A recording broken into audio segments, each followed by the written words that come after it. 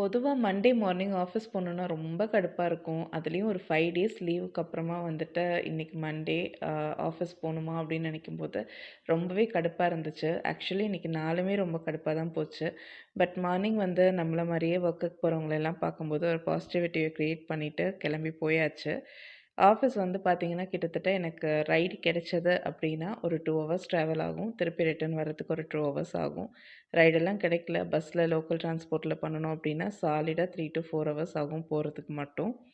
So, இன்னைக்கு வந்து ride இருந்துச்சு. ஸோ, ரைட்லயே வந்து போயாச்சு. பட் ரிட்டர்ன் வரும்போது வந்து ரைட் கிடைக்கல. ஸோ, ஆட்டோ தான் இருந்துச்சு. ஆட்டோல தான் புக் பண்ணி வந்தேன். ஆட்டோல வந்ததே ரொம்ப டயர்டா இருந்தது. நான் வர்றதுக்கு முன்னாடியே என் பொண்ணு ஸ்கூல்ல இருந்து வந்துட்டா. ஸோ, அவ கிட்ட தான் வந்து ரொம்ப டயர்டா இருக்குன்னு சொல்லிட்டு காஃபி கேட்டிருந்தேன்.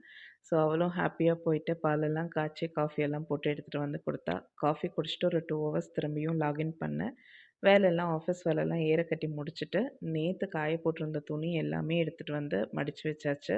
மடிச்சு அரேஞ்சும் பண்ணியாச்சு. அதுக்கப்புறமா ஒரு பேக் வந்து துவச்சு வச்சிருந்தேன். அதில கொஞ்சம் பால் பாயிண்ட் பென்ல அவ கிறுக்கி வச்சிருந்தா. ஸோ அதெல்லாம் என்னதான் வாஷ் பண்ணாலும் அங்கங்க சின்ன சின்ன கறை இருக்க தான் செய்யுது. அதுக்கு என்ன பண்றதுன்னு தெரியல. உங்களுக்கு வந்து ஏதாவது ரெமெடி தெரிஞ்சதுன்னா சொல்லுங்க. இந்த ஒர்க்கெல்லாம் முடிச்சுட்டு கீழ போயிட்டு சிம்பிளா சட்னியும், தோசையும் வச்சு இன்னைக்கு டே வந்து ஃபினிஷ் பண்ணிட்டோம். ஸோ இப்படி தான் என்னுடைய மண்டே போச்சு. உங்களுக்கு எப்படி போச்சு அப்படின்னு சொல்லி மறக்காம கமெண்ட் செக்ஷன்ல சொல்லுங்க. சப்ஸ்கிரைபும் பண்ணிக்கோங்க.